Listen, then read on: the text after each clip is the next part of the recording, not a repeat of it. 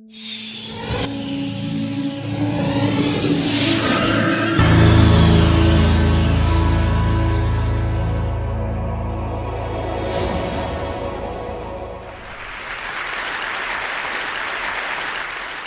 imagine a big explosion as you climb through 3,000 feet. Imagine a plane full of smoke. Imagine an engine going clack, clack, clack, clack, clack, clack, clack. Sounds scary. Well, I had a unique seat that day. I was sitting in 1D. I was the only one who could talk to the flight attendants. So I looked at them right away, and they said, no problem. We probably hit some birds. The pilot had already turned the plane around, and we weren't that far. You could see Manhattan.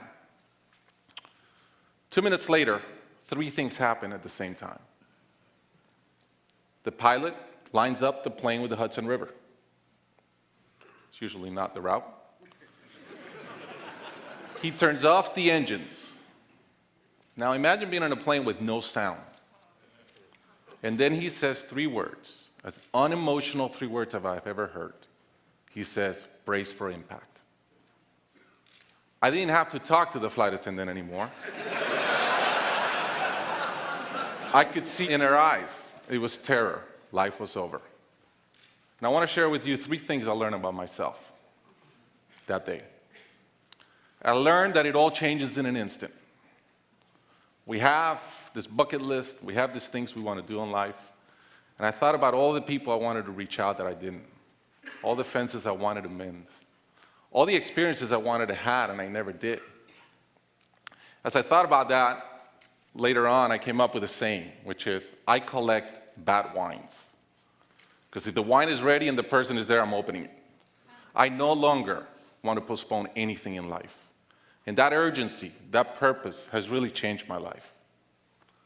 The second thing I learned that day, and this is as we clear the George Washington Bridge, which was by not a lot, I thought about, wow, I really feel one real regret. I've lived a good life. In my own humanity and mistakes, I've tried to get better at everything I've tried. But in my humanity, I also allow my ego to get in. And I regretted the time I wasted in things that did not matter with people that matter. And I thought about my relationship with my wife, with my friends, with people. And after, as I reflected on that, I decided to eliminate negative energy from my life. It's not perfect. It's a lot better. I've not had a fight with my wife in 2 years. It feels great. I'm no longer trying to be right. I choose to be happy. The third thing I learned, and this is as your mental clock starts going 15, 14, 13, you can see the water coming. I'm saying, please blow up. Right? I don't want this thing to break in 20 pieces like you've seen in those documentaries. And as we're coming down, I had a sense of, wow, dying is not scary. It's almost like we've been preparing for it our whole lives. But it was very sad. I didn't want to go. I love my life. And that sadness really framed in one thought, which is, I only wish for one thing. I only wish I could see my kids grow up.